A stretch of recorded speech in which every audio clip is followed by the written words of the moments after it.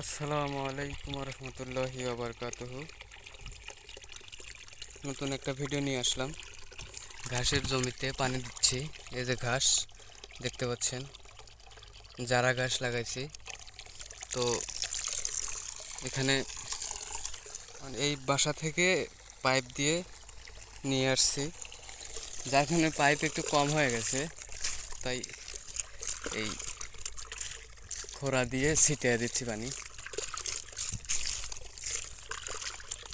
পানি দিলে হয় কি, মোটামুটি ঘাসের গ্রোথটা অনেকটাই বেড়ে যায়, যার কারণে পানি দেওয়া।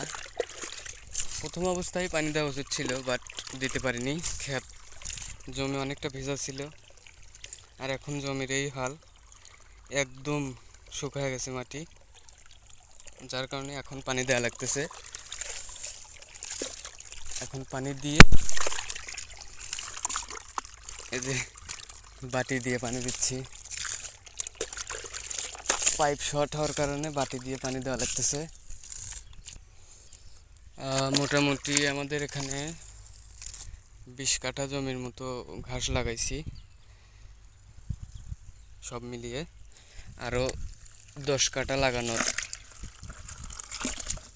কথা, এখনও লাগানি, কিন্তু ওখানে লাগাবো। ওখানে একটু মাটি ভেজা, তো যার কারণে ঘাস লাগাইনি। তো এই দেখেন, মাটি ভেজা অবস্থায় আর শুকনো অবস্থায়। এই ঘাসটা শুকনা, তো এই ঘাসে যখন পানি পড়বে তখন মনে করেন যে খুব দ্রুত গ্রোথ করবে, মানে দ্রুত বড় হয়ে যাবে আর কি। তো এইভাবে পুরাটুকু এখন ঘাসে পানি দিতে হবে। তারপরে মোটামুটি একটু পরিমাণ সার দিয়ে দিলে পরেই অনেকটা বড় হয়ে যাবে। তো আমাদের এখানে মেশিনের ব্যবস্থা নেই, মানে সেচের ব্যবস্থা এখন বর্তমানে নেই, যার কারণে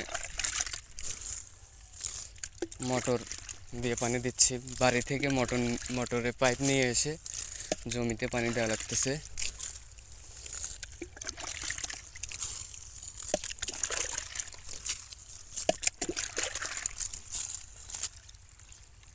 দেখেন, ভিজে দিলে পরে আল্লাহর রহমতে খুব সুন্দর হয়ে যাবে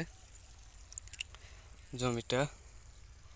অনেক দরকার ছিল পানি দেওয়ার, কষ্ট করে হলেও এখন পানি দিতে হবে।